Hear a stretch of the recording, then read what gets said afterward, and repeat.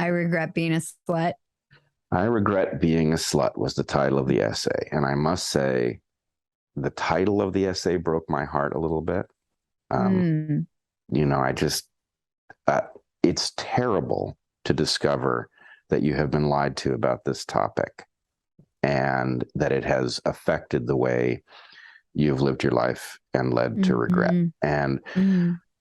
let me say that um, you play a very special role in the universe, and it stems from an absolutely preternatural commitment to candor and openness, which I really applaud.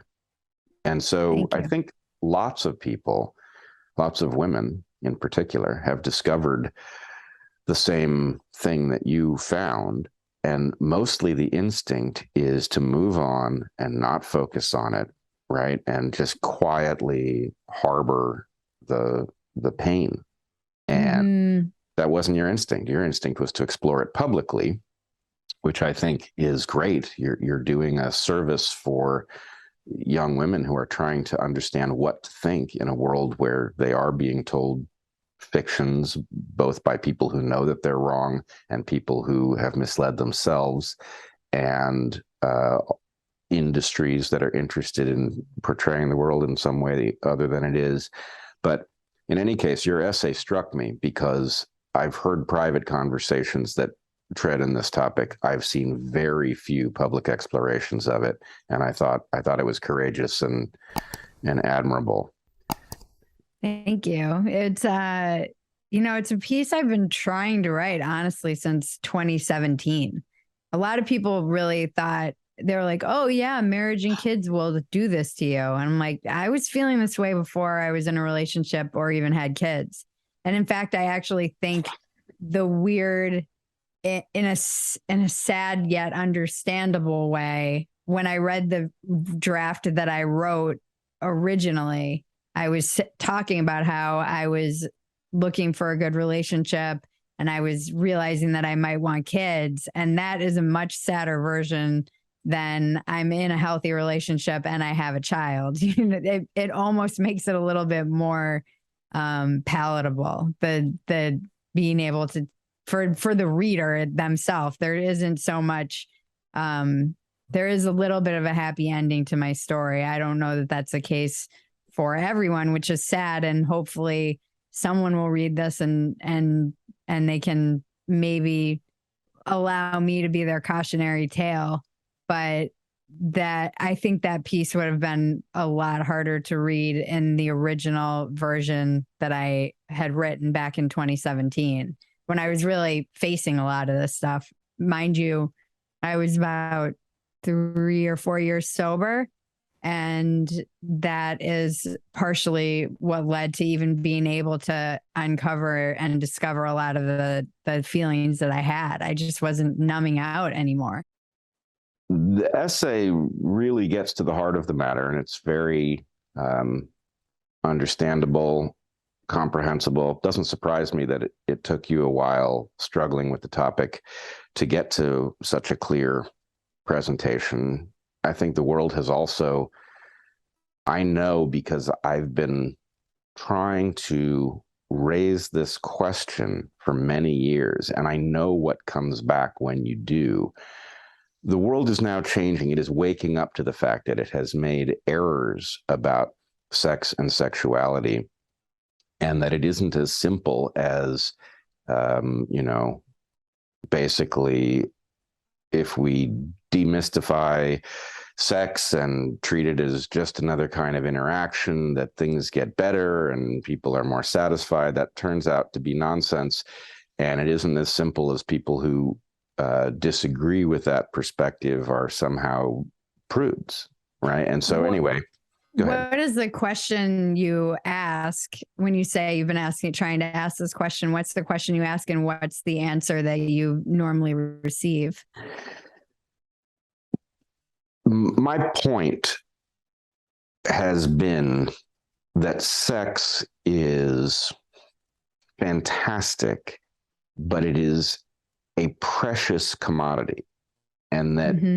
if what you do is you make it commonplace in all of the ways that you might do that, that you rob it of its power. And then I guess my second point is that the thing that it does in human beings is so unique that to unhook that power is incredibly dangerous, not just to relationship building, but also to the way civilization works. Mm-hmm. And the problem is that sounds, I think, so far like a traditional position, right? Like trad. My position isn't Right. traditional. Well, I think too, just even one of the early, and I say this in the essay, one of the early things that I bucked against about sex was that it was presented to me as if it was a commodity. And so already there's this there's some kind of like the interaction always seems like it's you're bargaining or bartering, or it gives this idea of like my daughter who has this, her virginity, and we have to keep this commodity as precious as we possibly can. And I think, and being raised Catholic, there's a lot of guilt and weirdness around sex as well, even though they have a million kids, which is kind of funny. But there was this sense of guilt around having sex outside of marriage and whatnot. So I feel like that was one of the early things I kind of pushed back against, or felt like I was reacting to. And yeah, I don't know. Maybe it is just a commodity, and like that's the way it is. But I think it gave me the sense that it was always transactional. Like the whole dealing around my sexuality or my sex became a transaction.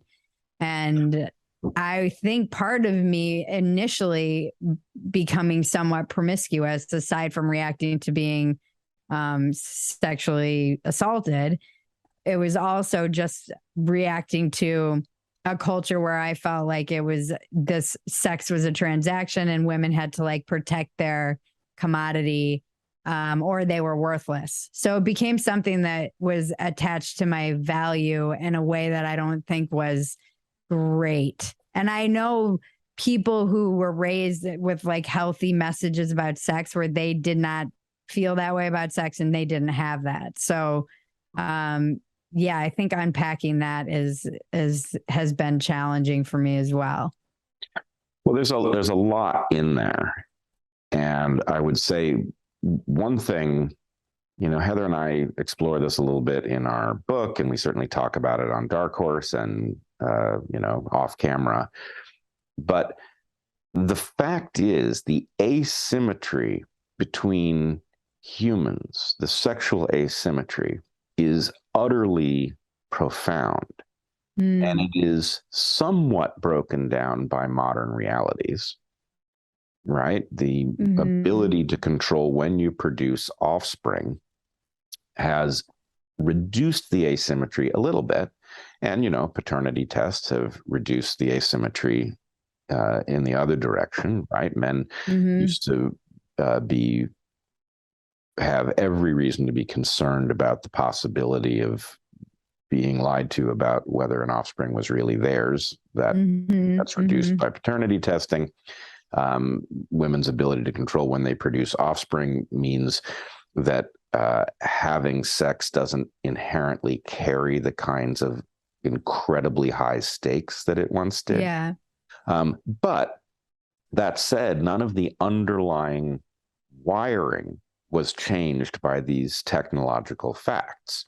And so the biggest problem with having this discussion is that wiring isn't obvious. And the idea that effectively the distinction in the expectations for men and women are the result of the powerful people, men, oppressing women, and that we can therefore measure whether women have attained equality or what fraction of equality they might have attained by how much of that asymmetry has evaporated. And the problem is, no, that asymmetry was biological to begin with.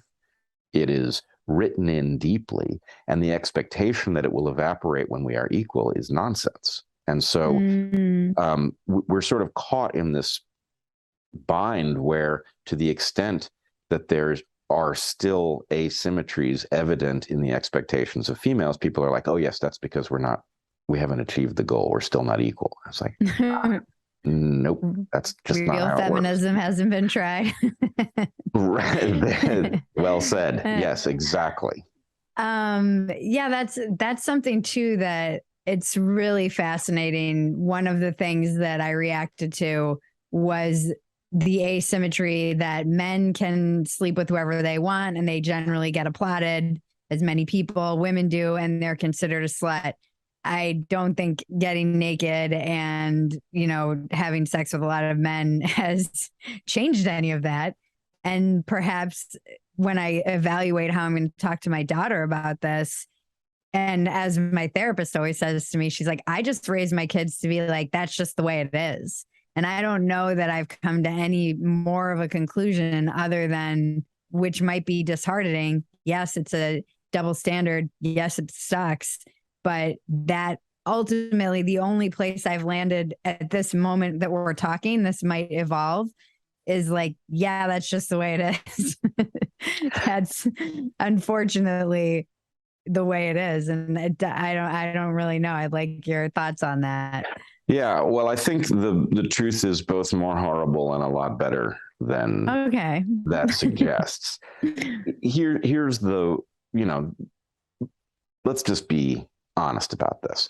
The game theory surrounding the distinction between the sexes is pretty well understood in the realm of ethology and ethnology, that is the study of animal behavior and the study of human cultures.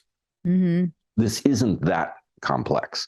It's incredibly strange and counterintuitive, which is why it's not well known in public. But why the asymmetry is there is pretty obvious, and how it can play out is mostly obvious too, if you know kind of where to stand. But here's one of the things that people, I think, don't really grasp. This system in which sex is commonplace and commodified isn't good for men either. Now, there's one caveat I have to give you, which is that for very powerful men, right, like really wealthy men, it's arguably evolutionarily positive. Doesn't mean they're happy, but it does mean that for those at the very top of the male mating hierarchy, there's an argument that this system is functional. For almost everybody else, it's bad.